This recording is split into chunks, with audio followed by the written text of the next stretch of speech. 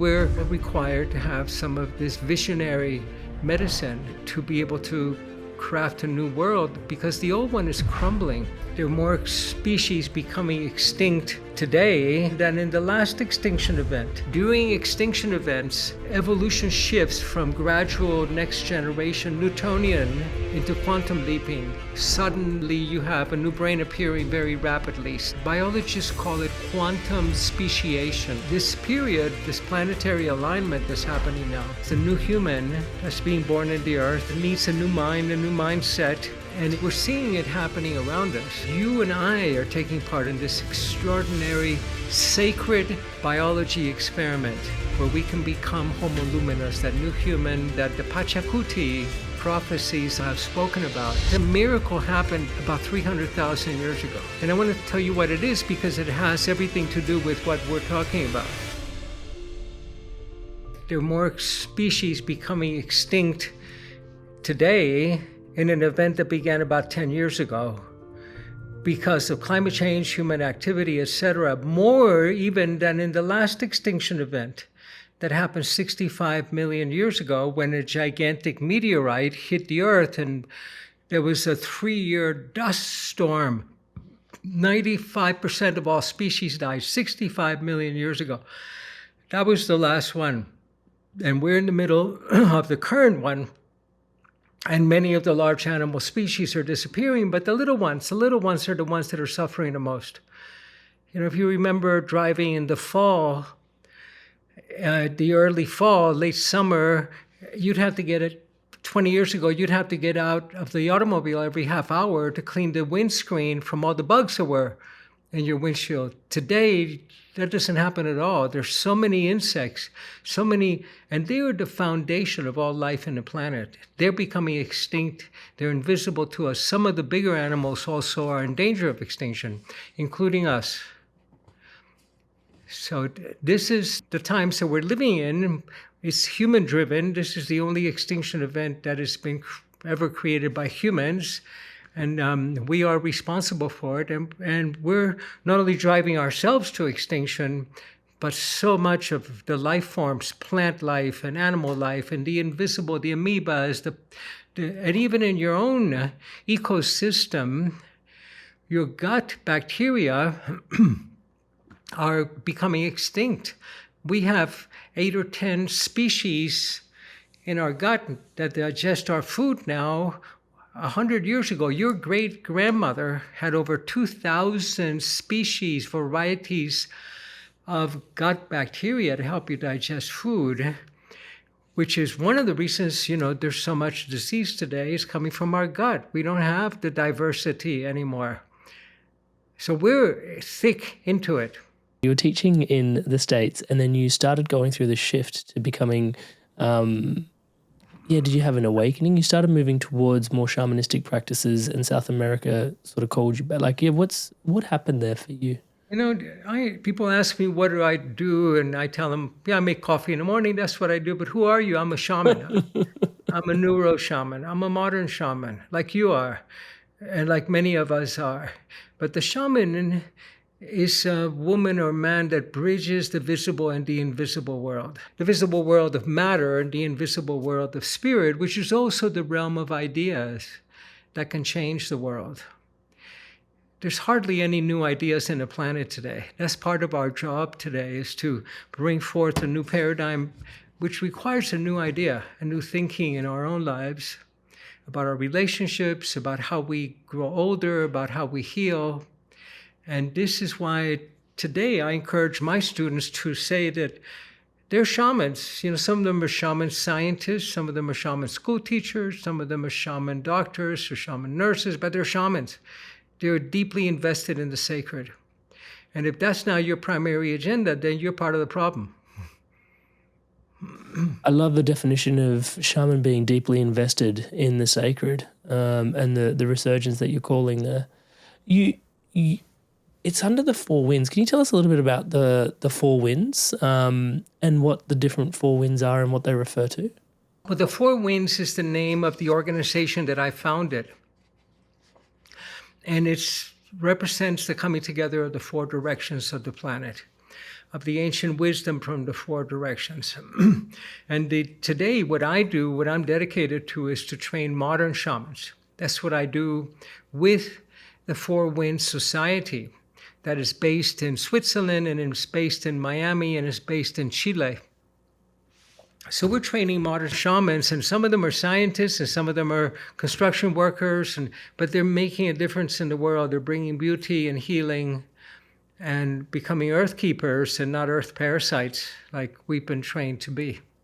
And each of the four directions has its own wisdom then that you're trying to like bring people back into?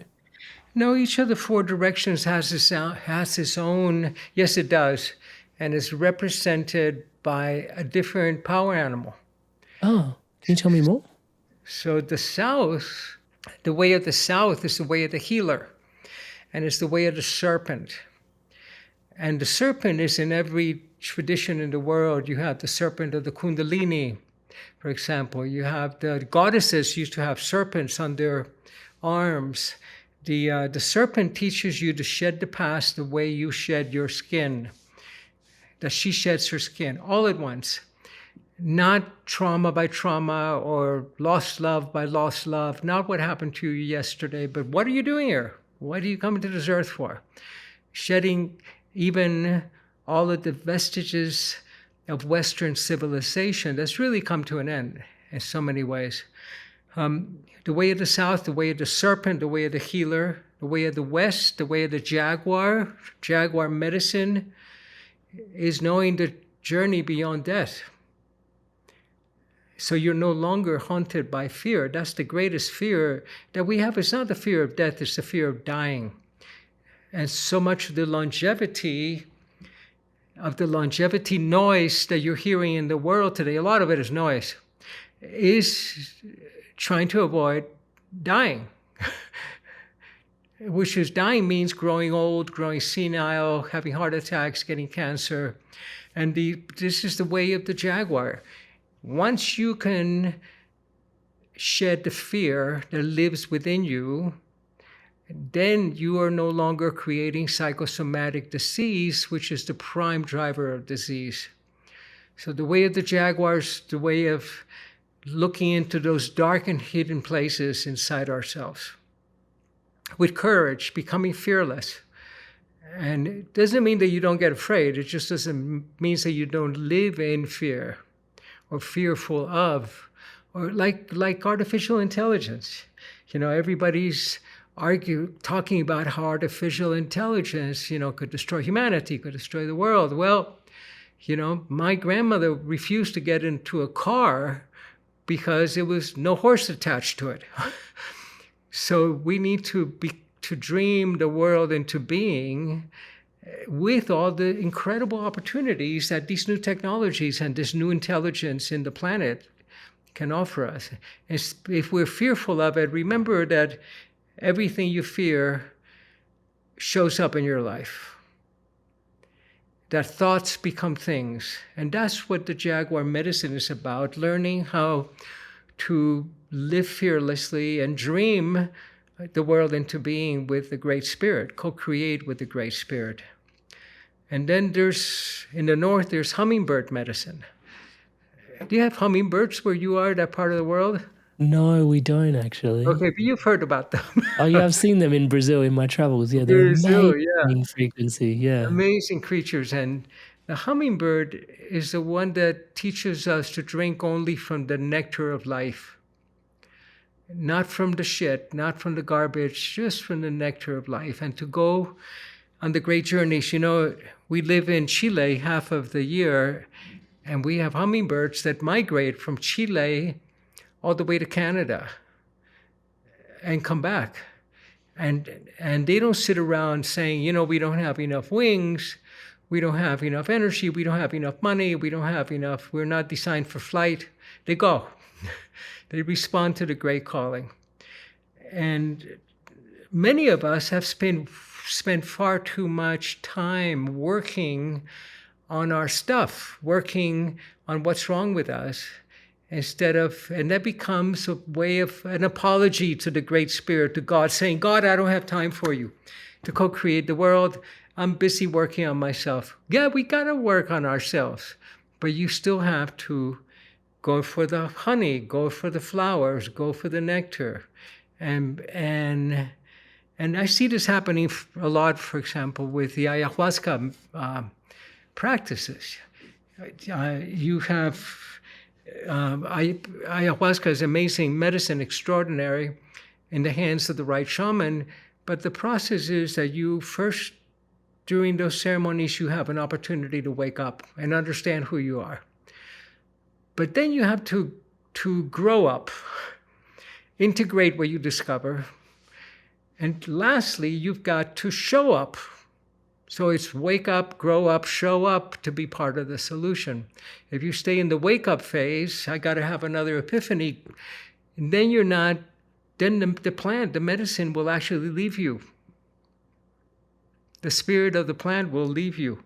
So this is hummingbird medicine, embarking on the great journey, the hero's journey. We're trained by our society in America, at least, to be victims. And we're in the victim's journey instead of the hero's journey, which is what hummingbird medicine is about. You're little, you have little wings, but go on the great flight. Go from Brazil to Canada and come back. Don't just go to your local flowers. Go to the ones and today we're all required to have some of this visionary medicine to be able to craft a new world, because the old one is crumbling around us. So that's the hummingbird. That's the north direction. And then you have the eagle or the condor in the east. And the eagle is about putting the cart way before the horse, looking at the possibilities before you look at the reasons why it can't be done. And if you can do that, then we can truly become co-creators, which is what the task of the shamanist is, to co-create with spirit, to become earth keepers. And I have a summit that I do every year, actually, that's usually gets about almost 1 million viewers, where we invite top earth keepers to come and teach us how we can become earth stewards and be part of the solution. So eagle medicine is about having the vision and the foresight to lead our people and ourselves into our highest possibilities, and not the lowest possibilities, which humanity seems to be spending a lot of time in these days. So these are the 4 directions, and you have to embody all the steps of becoming a shaman. And when I train my students, my Western, what I call them neuro shamans, they have to go through the first step: shed the past. What's your history? You're not your stories, you're the storyteller. You're not what happened to you. You're not your genetics, your epigenetics. You can shed the past the way the serpent sheds her skin. Then you go to the West. You got to acquire jaguar medicine. Otherwise, you spend your life working on healing yourself. And then in jaguar medicine, you learn there's ways beyond death, and you learn it experientially. In fact, we spoke earlier about ayahuasca. Aya means death, and huasca means divine that takes you beyond death, that shows you that there's infinity, only life, only infinity. And if you can experience that and bring it home, wow, then you got the West medicine. Then death no longer lives within you. You're not. Shamans don't believe that you die all at once. They believe that you die slowly, little by little, until one day you wake up and you look around and most everybody you know is half dead. So this is and then you need to learn the hummingbird medicine. How do you go to the flowers? The flowers are being offered to you. So your experience of the world depends on the map of reality that you have inside of you.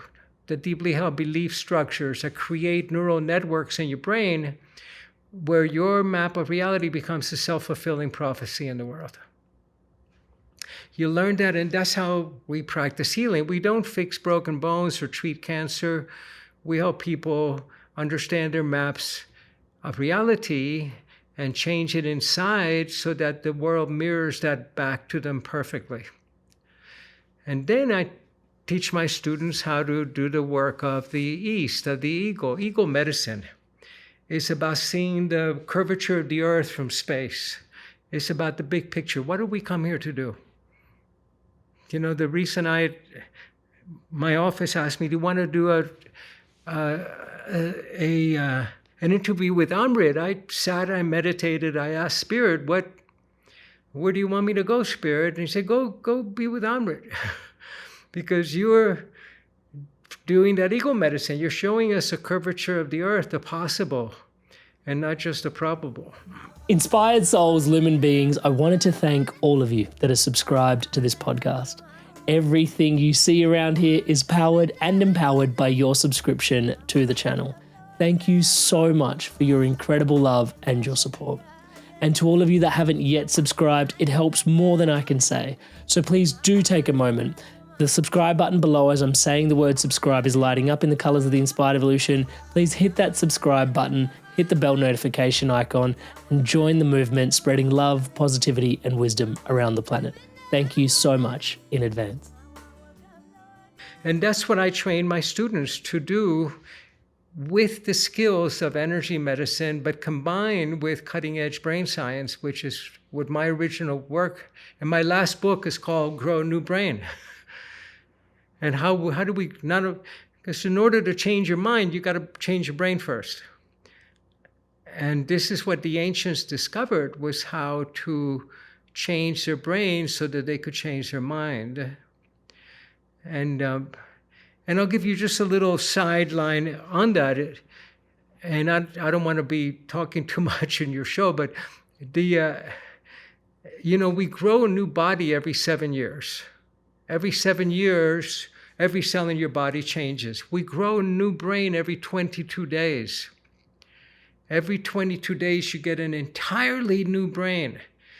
So this is why you got to feed the brain with the neuronutrients. And the ancients, the shamans of the Amazon and of Asia and of Africa, didn't have writing.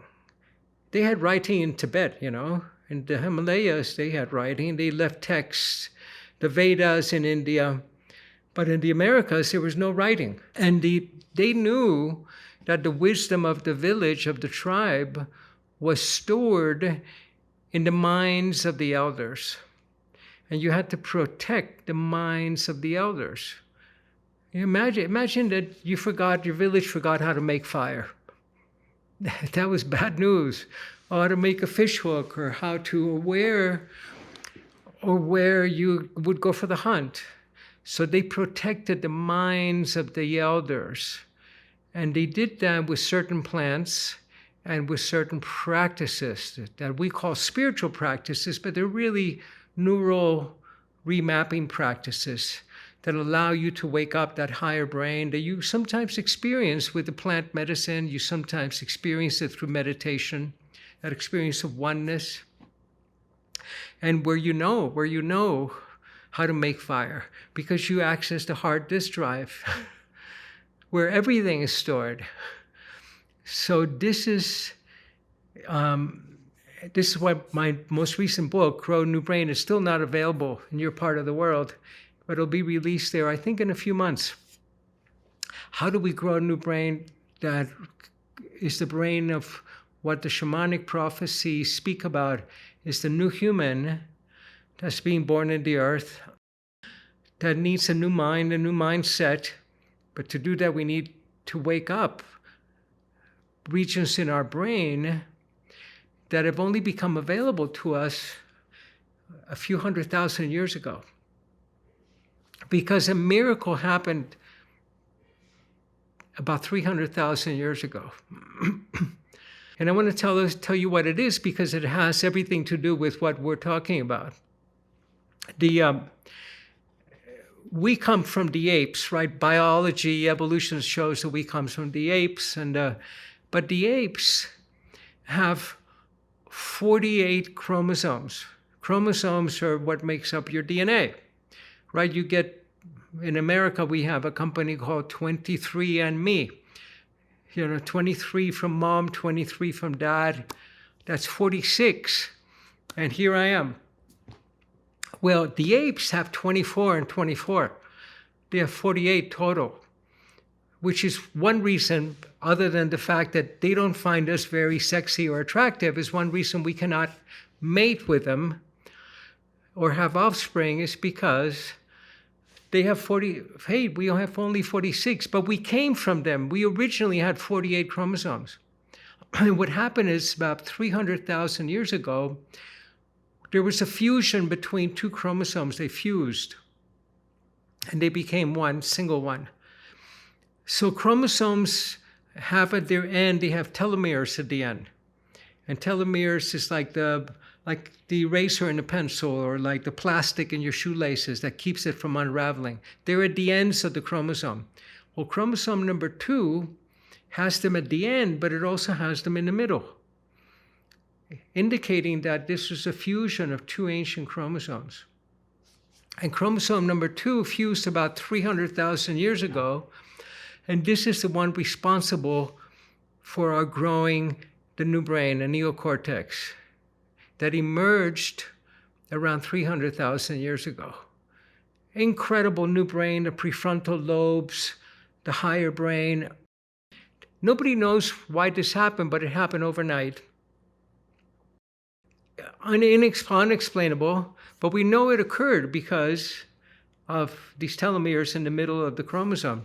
So that's the miracle that allowed us to develop this higher brain, that allowed us to understand God experientially, not mathematically, but experientially. And there are only 3 species that have such a highly developed brain. And those 3 species are humans, dolphins, and whales. And they're the only 3 species, they have the biggest brain to body weight ratio. These 3 species, and they're the only 3 species in the planet that don't have a death program in their DNA. They don't have a death program. You don't have a death program. Whales don't have a death program. We're taking part in a biology experiment in longevity. In nature, every other species, there are about 40 million species in the planet. Every one of those species has a death program. There are no grandmothers in nature. There's no menopause in nature.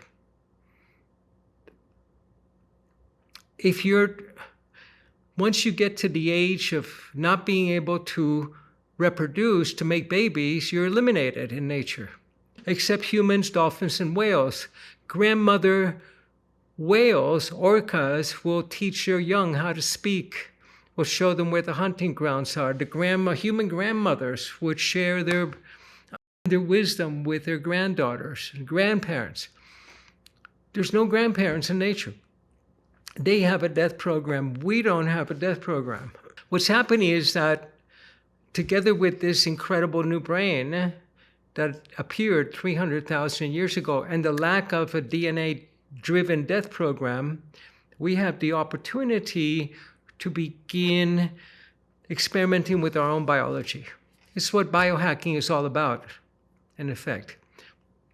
But if biohacking is driven by fear of dying, you got the wrong agenda. It's got to be driven by a desire to take part in this biology experiment that Mother Nature has us engaging in.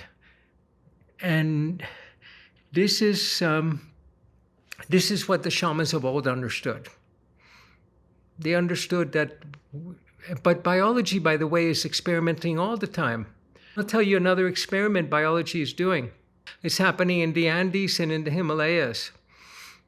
And this is with people that live at very high altitudes. So in the Andes and in the Himalayas, you have the Andean people that live at 15,000 feet, 5,000 meters. In the Andes, the experiment was more hemoglobin. Hemoglobin is the oxygen transport molecule. Every time you get a blood test, they show your hemoglobin level. When you adapt to altitude, you get more hemoglobin. So in the Andes, the Andean peoples are shorter, their hearts are twice the size of ours, and they have twice as much hemoglobin as we do. So they adapt to altitude. Well, the experiment didn't work very well. People die young at high altitude in the Andes. In the Himalayas, the experiment was not more red blood cells. The experiment was more mitochondria, which are the fuel factories inside every cell. They have small hearts like we do, the same amount of hemoglobin, but they have twice the mitochondria. That's why Sherpas can go all the way to the top of Everest without needing oxygen. But all the white people have to, take oxygen tanks. So that experiment worked. Biology is always experimenting, and we're taking part in a most amazing experiment right now for those people that choose to be part of the experiment. The problem is that we have been so exposed to contaminants in our food, in the air, in the water, that it's messing with the experiment. And that's why to be part of the experiment, you got to eat clean. You've got to drink clean water. You've got to know where your water and your food comes from. You have to understand you're not what you eat. You are what your food ate. And where's that coming from? So if we take part in the experiment, the payoff is health, is to live long and die quick, which is what the shamans say, live long, die quick. It's a blessing. Instead of living long, die slow. You don't want that. So you either get to take part in the experiment, and today it's so critical that if you're not taking part in the experiment during this extinction event, then you're going to be part of the control group. And the control group is how everybody else gets old and dies and lives and has diabetes at the age of 12 instead of 60, like happened before, has the tremendous amount of burden of diseases that we see in our aging population. So anyway, that's the kind of the shamanic perspective of the tremendous opportunity that we have before us. Inspired souls, living beings, if you're feeling out of alignment or feeling like the life that you're living right now isn't the life of your highest calling, then this is why I offer one-to-one mentoring and coaching. As you can tell, supporting people through spiritual mentorship and entrepreneurship coaching is at the heart of my deepest passions and desires, and everything you see around here at the Inspired Evolution is my calling. And it'd be an incredible gift to support you in finding yours. This is the work that I've been doing through mentoring and conscious masterminding for the last decade. You don't just have to take my word for it. This is how people all over the world have transformed through this work. I don't even recognize myself from 3 years ago. I don't recognize myself from a year ago. All of these things that I've been wanting to manifest in my life, I have them now. This entire year has been a complete transformation. He is literally just there to put wind in your sails. He really seems to love his work and his clients. He's going to squeeze all the juice out of life and encourage his clients to do the same. Amrit definitely delivered more than I expected. Was able to steer it in the right way, the way my soul needed to hear. I think that's what makes him so unique as a coach. He's wonderful. He really can help to do wonders with your project. Go for it. So if any of that resonates and you feel inspired to evolve and you're ready to live fully into alignment to create the life that is absolutely abundant, free and prosperous and aligned to your purpose, then book in a call with me. amritsandhu.com/call. That's amritsandhu, amritsandhu.com/call, CALL. I'll put a link in the description below. I'd love to hear from you, support you on your journey further if it's in alignment. I'll see you there. Yeah, you talk about maps of reality in there, and it's interesting when I feel into your work. Actually, when people talk about story, it feels like it's like ephemeris. It's ethereal. It's like it could be myth. It's intangible. But somehow when I feel like I'm talking to you, story is quite crystalline. it actually has structure, it has consequence, it has impact. Yeah, you also recently put out a video, shamans don't believe disease actually exists. Can you, tell us about the maps of reality there and the stories that we live into and how that plays out? Yeah, we become our stories. We are our stories. And some of us believe that we are the stories that have been written by our genetics. That's the story. Some people believe that we are the stories that have been written by our family drama. I don't know about you, but I had a lot of drama in my family. I can agree. I don't want to continue living that story or fighting against it. So this is what happens in the south direction of the shaman's training is you shed those stories. You know that they're only stories, but that you're not your stories. You're the storyteller. You're the author. But stories are remembered by the body. The body keeps score. The body remembers. And you're remembered by your energy field that remembers your stories from your former lifetimes. So our task is to create a more original story than just to keep fixing our parental stories. Because there's nothing more boring than having a 60-year-old that's still dealing with their mommy and daddy issues. Like, come on, let's get on with it. So the story, medicine is another one of those stories, diagnoses. And we believe that illnesses are real. They're not. They don't exist. Sick people exist, but not diseases. I'll give you an example. I was in the Andes Mountains about a month ago.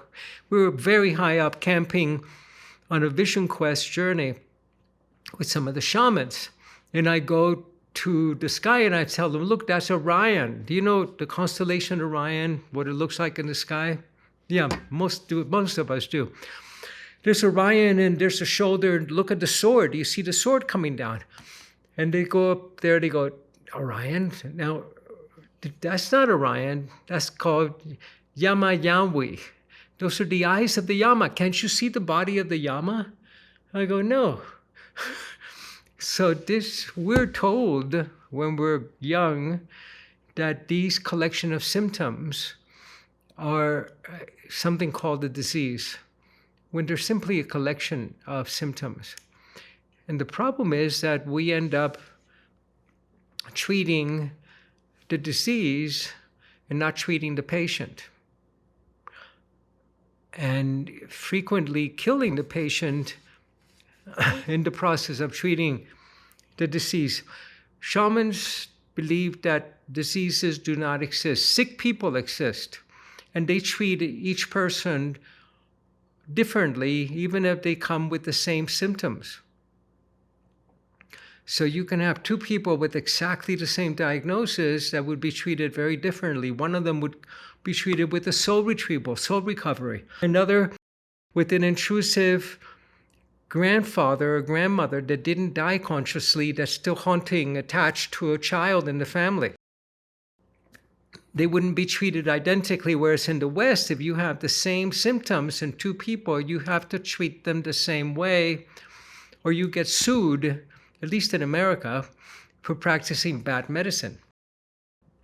So we have to break out. In fact, the minute, if I'm working with a new patient, I don't see patients anymore, but I teach my students, if you're working with a patient and they walk into your office with a file full of labs and diagnoses, you got to convince them, for your job is to convince them that they're a living miracle. If they're convinced that they are a liver cancer or a migraine, or that's what they're going to become. If I can convince my patients that they're a living miracle, then miracles begin to happen.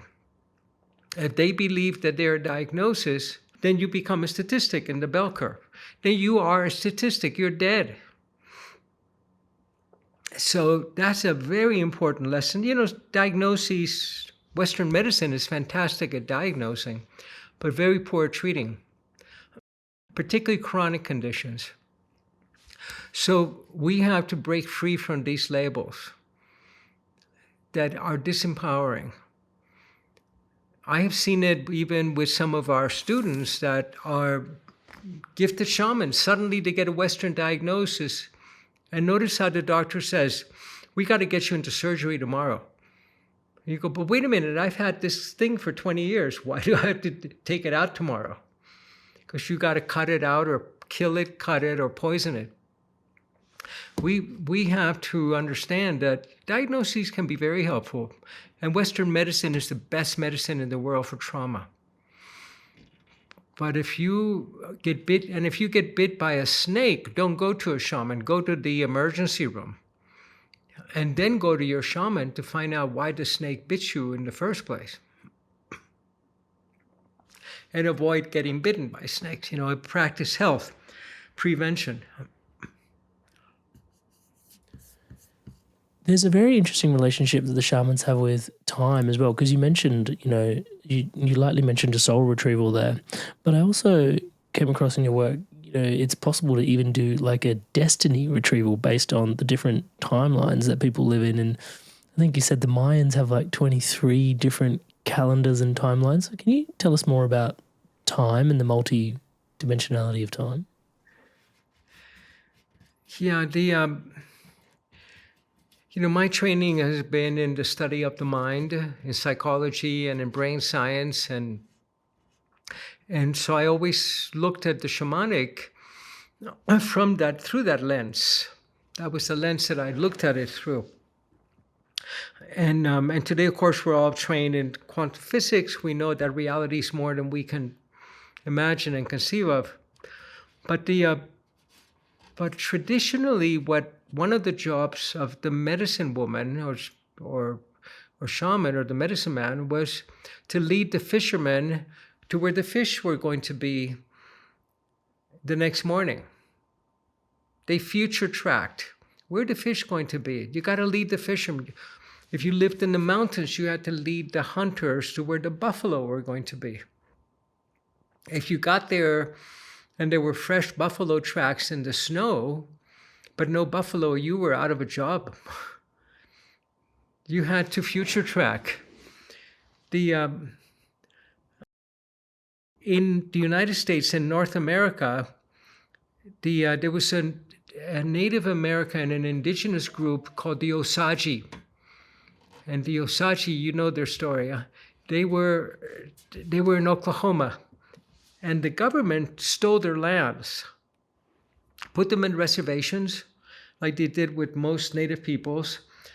And then their medicine men and women gathered to future track. And they found a piece of land. They found it in the spirit world.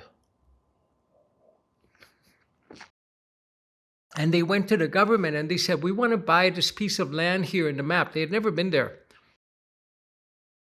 And we want to buy the mineral rights also, the subsurface rights. And the government agents laughed because that land was useless. Nothing grew on it. There was this black filth poison that was all over it. But the shamans had been told by spirit that the great mother, would look after them there. And so they bought the land and the subsurface rights. They paid for it with what little money they had. And they got to their land and nothing grew there.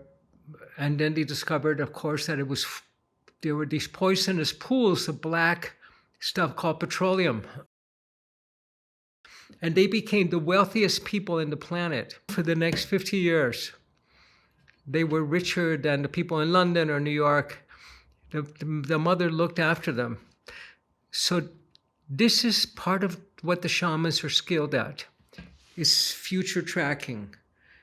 Tracking possibilities instead of probabilities. Future tracking means that you can help select the outcome of a critical illness, where you may only have a 10% chance of survival. You can go through that 10% window. For yourself, or maybe a shaman can do it on your behalf. It's interesting because you also carry an awareness of astrology in the work that you do as well. And obviously, I watched an episode of yours where Pluto's changing sign, and you said there was a deep sharing in terms of what that potentially meant for us. Where does, because there's so many quantum potentials based on what you're sharing just there, but then also there's, it seems like with astrology things are written in the stars. There's a question here around destiny and potentiality, and how do we, do you see the question I'm asking? Well, what's written in the stars is your fate. And fate is fatal. Your fate has been preordained for you. It's been preordained by your genes, your genetics. It's been preordained by your family stories, by your education, by your skin color. And your destiny, is that just another story? Of course it is. But if you're in the grip of it, you can understand that it's a story just like a diagnosis, but you're still terrified of it. If you can understand that that's just another story, that's the beginning. But then what do I do? Understanding that it's just another story, it's just a medical diagnosis. If you have somebody that has early stages of Alzheimer's and you tell them, that's just another story, they're going to tell you to bug off. Or they may even understand that that's just a diagnosis. But what do they do? What do you do? And that's where the shamanic skill set really comes in.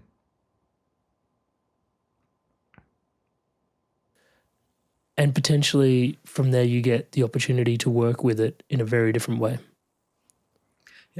Yeah. You're given another set of tools.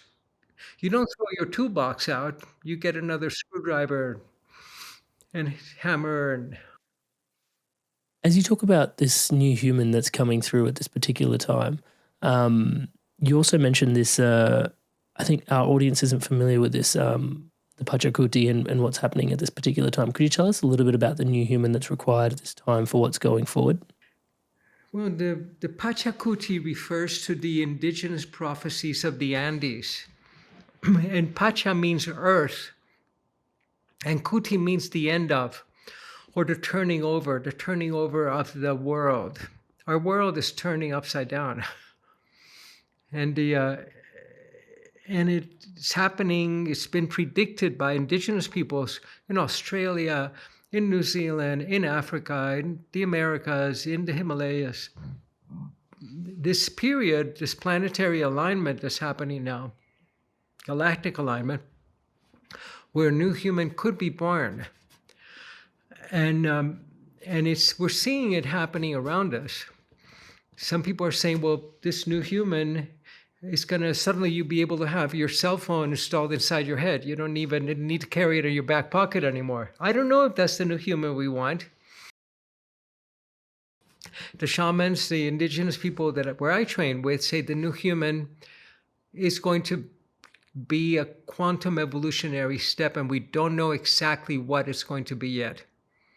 But it's going to have abilities, powers, superpowers, you could call them, that are extraordinary to create health, for longevity, to help others, to become earth stewards, to defy the conventional laws of physics. So the ability we already have some of these superpowers. We already mind read all the time anyway. We just don't want to acknowledge it. And we mind communicate.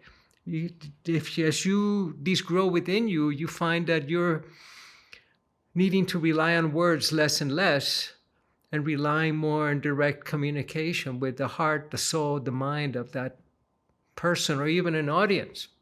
What I'll do when I give a talk to an audience now, I'll have a moment of silence, a long moment of silence, where we can all dial into the same channel. So I don't have to be convincing them of anything. So this is we'll have the ability to develop immunity without getting sick. So right now, for your immune system to learn, you have to get sick. You're never going to get the same COVID again, because the immune system learns. but it only learns by getting sick. You find that with children, when the mothers hear that one of the children is sick, they'll have a party so everybody gets over it with the measles, whatever it is. We'll be able to train the immune system without needing to become sick directly through information transfer. There are many, many skills that we only experience now in the dream time while we're dreaming. We'll be able to experience in what we call the physical reality. You said that all that time ago, actually, you saw that there was in the chromosome, you can tell that there's a telomere at the middle of the second chromosome, which is really interesting in terms of something being fused there. Do you have any hypotheses on what happened there for us? What happened when chromosome number 2 appeared, you mean? Yeah, like the way that it did. Any theories? You know, there's a British astronaut named Helen Sharma. Dr. Helen Sharma, she's a chemist, PhD chemist. They asked her, well, Dr. Sharma, do you think, what about extraterrestrials, extra-dimensional intelligence? Are we ever going to run into them? And she responded to the newspapers, they have been with us since the beginning of time. We just don't see them. And who knows what she was referring to, but the sages of every culture understand that there's an invisible reality, there's an invisible world that's populated, that's interacting with our world in moments of that. Part of the great ceremonies that were done around the world are to open these doorways with higher realms, so that we can get the information, the downloads, the evolutionary support to participate consciously in our evolution. And that who knows, I wasn't there that I can remember 300,000 years ago, but it's very likely that there was some kind of guided intervention that occurred, because you don't get to the fusion of 2 chromosomes through natural selection. It's just statistically impossible. It just doesn't, there has to be some kind of intervention. Like today we have with gene editing, that's what CRISPR and these gene editing tools do. Basically, here you have gene editing happening. And very effective targeted gene editing that would support the production of a new brain. Not that would give us more speed, so we would have longer legs or stronger arms or bigger teeth or longer nails.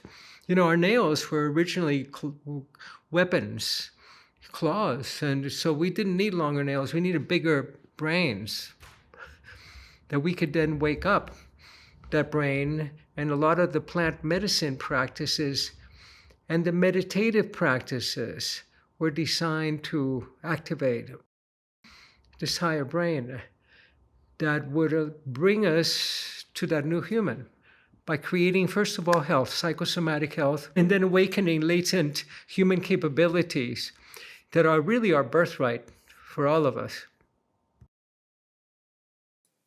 Yeah, it's interesting because I feel like when I'm talking to you, what you're espousing is that we need another step change almost, but we also, it's already latently available within us. Should we just clean out the pollution that's bombarding the hardware that we have? If you have a lot of mercury in your brain, you're not going to be able to do very well in school. But if you pull all the mercury out and you stop eating foods that are rich in mercury, it's not going to help you become better at mathematics. You still got to study math. Even if you detox the body and the brain, that's an important step. 2 of my recent books, one of them is Grow a New Brain, and the other one, Grow a New Body. We need to detox, eliminate the poison. But that doesn't mean that these seeds will germinate. It'll be easier for you to learn math if your brain is not full of lead. but simply getting out the garbage is going to facilitate, but you still need, and this is what the mystery schools across cultures did. Spiritual practices are not about God. Those are religious practices. Spiritual practices are about experiencing the nature of the cosmos and reality and participating with it. They're not about worship of some deity that's always going to be turned around by humans to as instructions to go and slaughter your enemies. Spirituality is really about awakening your most deepest human potentials. Inspired souls, lumen beings, you're obviously liking this video, so please do take a moment to give the video a like and a thumbs up. It helps move the video around the internet with so much love and grace. Thank you for your support, and join in on the conversation below. I'd love to hear from you. I mean, the concept that shamans don't believe disease exists was really profound for me. And the fact that we're in the middle of an extinction event, and it's actually the 5th great one that's ever happened, was quite profound for me as well. And also really understanding what it means to take a quantum leap and a quantum jump, and what that really means for us as a species right now. And I mean, it's really fascinating as well, the telomeres and the chromosomes and the second chromosome, like how it's got a telomere in the middle. Where do you think, what do you think that means for us, and where do you think that came from? Join in on the conversation below. I'd love to hear from you. Alberto is quite active on his socials as well, and maybe he might make his way over to our channel as well and maybe answer some of your questions. He's likely to be back on in the future. So if you've got any questions, leave them in the comments below. Your thoughts, your sharings, please comment below. Join in on the conversation. Back to Alberto in today's podcast. I heard you say that at this particular moment in time, given how we're going, actually, we're in a really special time where quantum leaps and jumps are much more available to us than they've been before. What is special about this time that enables us to have access to something like that? And then what is a quantum leap, and how do we quantum jump? Quantum leap is about getting from here to there without going through the spaces in between. During ordinary times, the way that evolution works is gradually, in between generations. So that maybe your children will be smarter and better looking than you are. So gradual, next generation gets the benefit. During extinction events, evolution shifts from gradual next generation Newtonian into quantum leaping. Suddenly you have a new brain appearing very rapidly. You have snakes turning into feathers, reptiles acquiring wings and feathers. So that's, so you're not a snake that's turning into a bird over 100 generations. It had to happen very quickly. So this is, biologists call it quantum speciation, species appearing very rapidly, very suddenly, in a very compact, compressed period of time, and always during extinction events, global extinction events like the one we're going through, or local extinction events where you have an island population suddenly acquiring new skills, and that's known as the 99th monkey theory. You've heard about that, where in one island, monkeys began washing their potatoes, going out to the sea and washing the dirt from the potatoes. And when 99 monkeys started doing this, it leapt to other islands, to 100 other islands that had no physical connection between them. We're living in one of those moments of quantum speciation, and it's happening around the human species. This biology experiment that you and I are part of, is all of us are taking part in it. We signed up for this. What we didn't sign up for is all of the toxins and poisons that we're being exposed to. And this is the opportunity for us to take a quantum leap into our becoming, into who we are becoming.